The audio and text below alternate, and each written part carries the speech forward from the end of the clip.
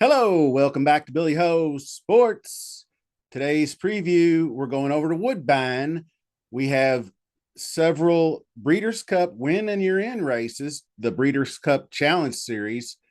It's an opportunity to get a look at some Euro invaders that usually seem to dominate these Breeders' Cup turf races.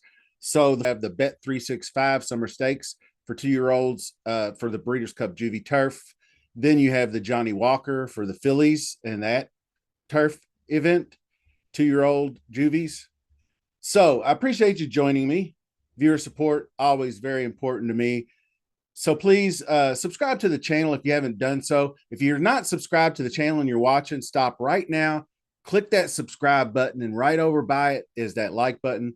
Nail those down for me right away. Then we can get into the racing. And of course, anything you want to share on social media, I would greatly appreciate that as well. Comments always encouraged. If you've got bets, suggestions, handicapping questions, anything like that, always very encouraged to do so. So let's get into the racing. Okay, it's race number 7, the EP Taylor 10 furlongs on the turf, fillies and mares, 3-year-olds and up.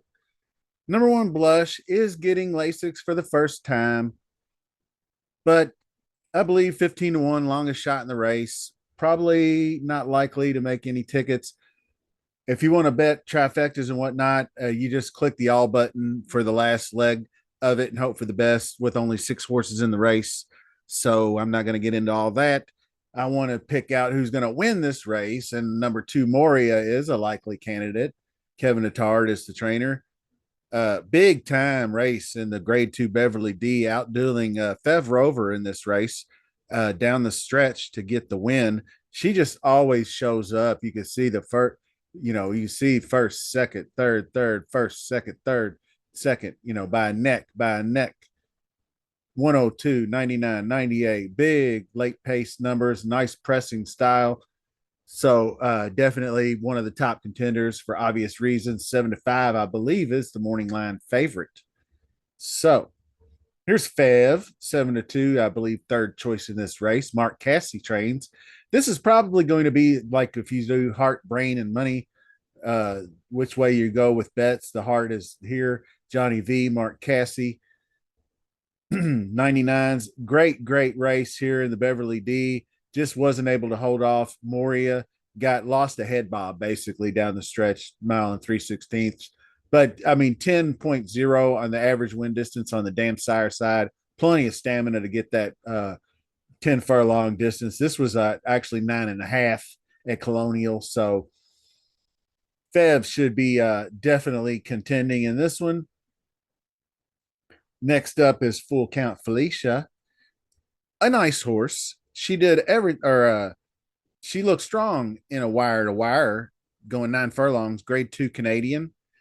I'd say a contender, but after going back through here, a little bit less in the higher level stakes races, like more grade 3s on her resume, and then grade 2s. You don't see any grade 1s here recently. All the way back, you can look down here into just regular stakes and optional claimers, and just listed stakes, as opposed to grade 1s, New York grade 1s, grade 2s, things of that nature.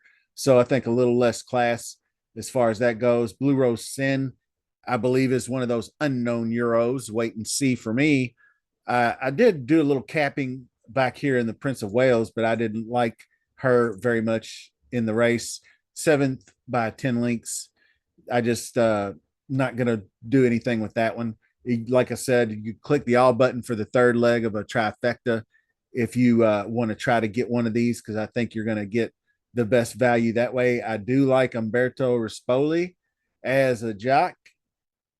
So Blue Rose Sin, this is the other contender we need to parse out here. Is that Cinderella's Dream? That's Charlie Appleby. And Charlie Appleby, William Buick, jockey trainer combo, Woodbine.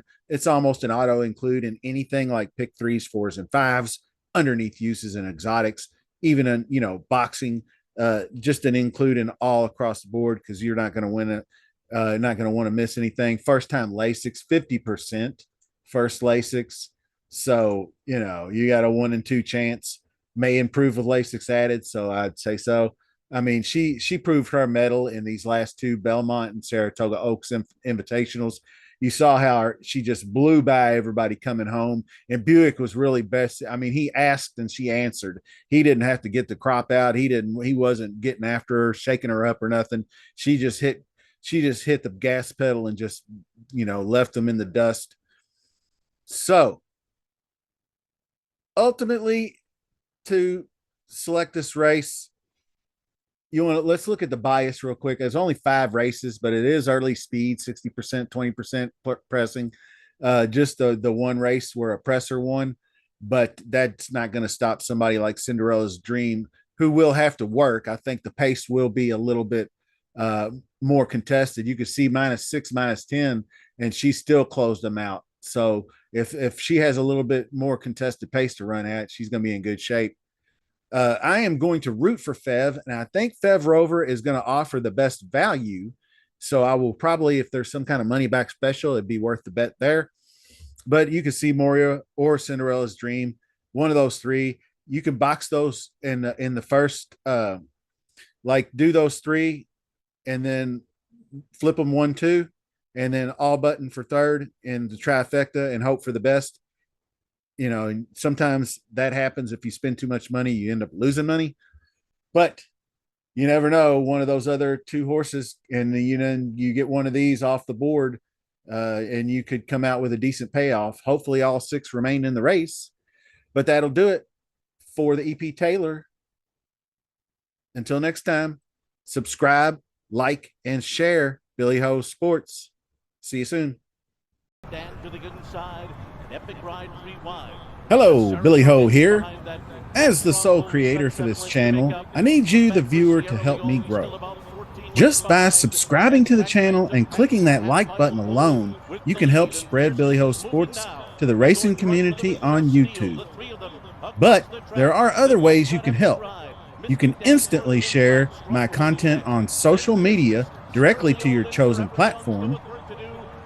Finally, there are ways you can contribute to the show's growth financially.